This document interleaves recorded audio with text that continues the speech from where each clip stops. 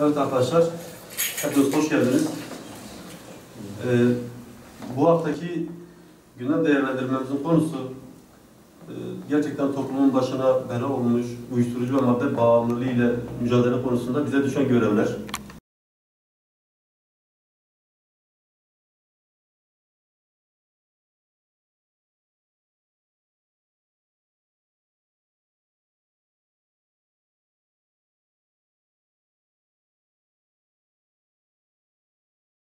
Bismillahirrahmanirrahim.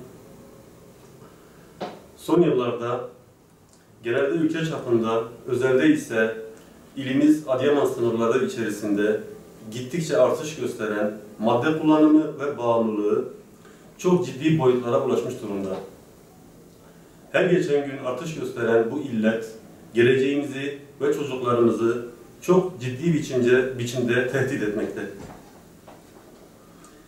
Dinimizin teminat altına aldığı akıl ve nesil emniyetini her geçen gün biraz daha kaybetmekteyiz. Madde kullanımının ürkütücü boyutlara ulaştığı ilimizde dağılan ailelerin, yıkılan yuvaların sayısı azımsanmayacak boyutta. Gencecik fidanlar çeşitli uyuşturucu maddenin kurbanı olmakta, sokak ortasında polis ile satıcılara ve kullanıcılar arasında adeta kovalamaca oynanmakta. İşler acısı olan bu durum, özellikle ilimiz için kabul edilemeyecek bir durumdur. Okul önlerinde, sokak başlarında, kuytu sokaklarda satışı yapılan esrar, eroin, bonzai ve benzeri uyuşturucu maddelerin satışının önüne geçebilmek adına öncelikle ekim alanlarının derhal tespit edilerek gerekli cezai müeyyidelerin uygulanması gerekmektedir. Yoksa bataklık kurutulmadan sivrisinekler ile mücadele anlamsız bir çaba olmaktan öteye gitmeyecektir. Bu noktada devletin tüm yetkili makamları bu konuya azami derecede eğilerek gerekli tüm önlemleri almalıdır. Özellikle yurt dışından ülkemize girişinin önlenmesi adına tüm sınır kapılarının, havalimanlarının, kara ve deniz yolu taşımacılığının ciddi bir şekilde denetlenmesi gerekmektedir. Bu konuda zaaf gösteren personel var ise muhakkak surette adalet önünde en ağır şekilde cezalandırılması gerekmektedir.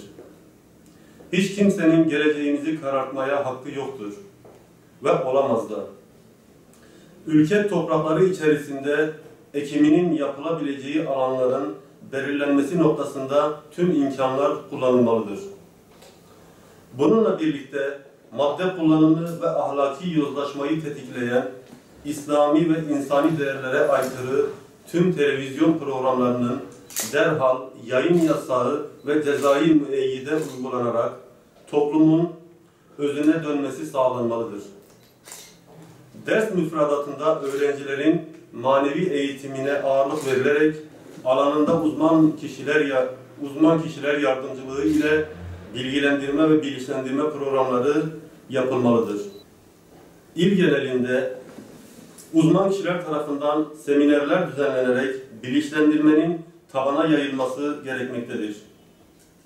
Valilik, emniyet, belediye, üniversite, müftülük tarafından yapılacak olan programlar protokol ile sınırlı kalmamalıdır.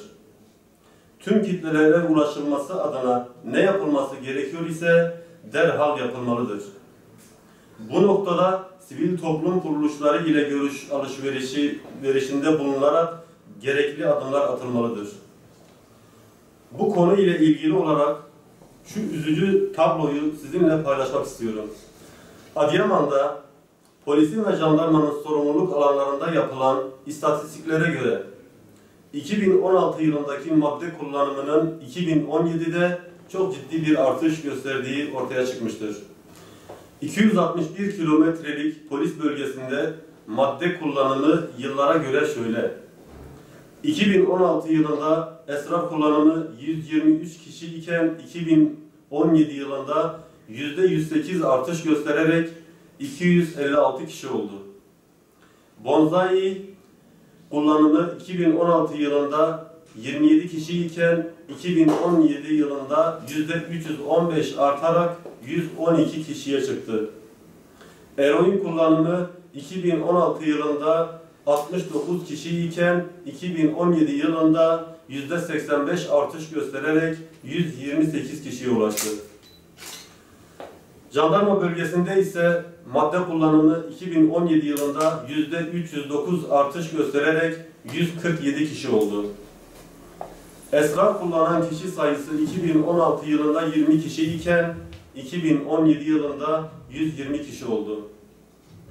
2016 yılında eroin kullanan yok iken 2017 yılında 4 kişi eroin kullanmaya başladı.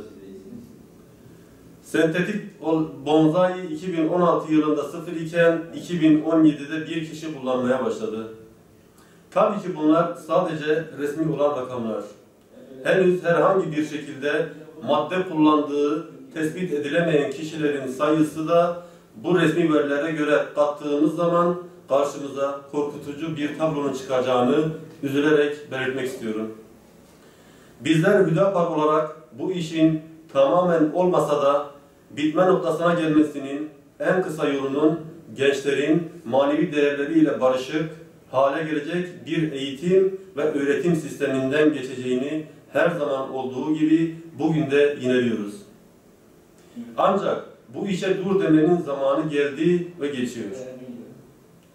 Anne ve babaların çocuklarını yalnız bırakmaması ve kirli yapıların içerisinde kaybolacak davranışlara girmemeleri için henüz yolun başındayken çocuklarına Allah ve Peygamber sevgisi ile manevi değerlere sahip olunacak bilgiyle donatmasını ve bu konuda sahada çalışma yapan Hüdapar gönüllüleri ve üyeleri ile tanıştırmasını önemli tavsiye ederim.